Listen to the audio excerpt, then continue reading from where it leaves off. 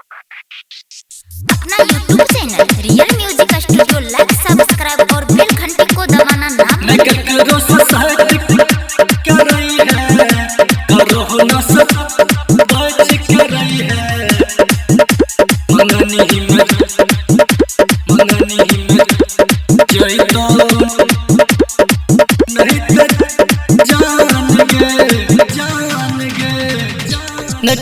से सहट कर रही है, करो न सब बच कर रही है। न ककरो से सहट कर रही है, करो न सब बच कर रही है। मंगनी में जोई तो नहीं त जान गे, बाबू तू ही सोना तू ही जान छी गे। सहरसा के छोरा के परान छी गे, तू ही हमर दुनिया जहान छी गे।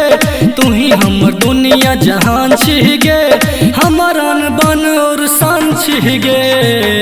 न ककरो से सहट कर रही है, करो न सब बच कर रही है। मंगनी में जोई तो नहीं त जान गे। न ककरो से सहट कर रही है, करो न सब बच कर रही है। मंगनी में जोई तो नहीं त जान गे, जान गे, जान गे।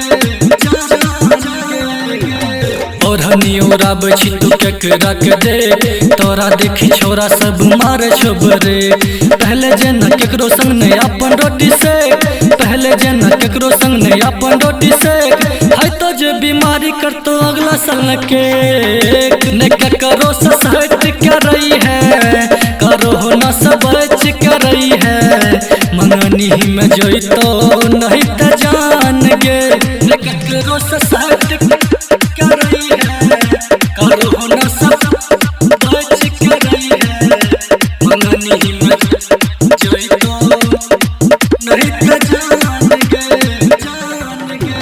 देख ले बुझाई दिन दोस्त संग में, तोहरा के छोरी कोनो गे रंग में।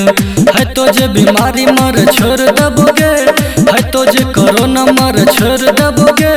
जैसे भी से तोहर खबर कर दबोगे। रना सह बच कर रही है, अनमोल में न सेट कर रही है। कहे छो देसाई जई तो जान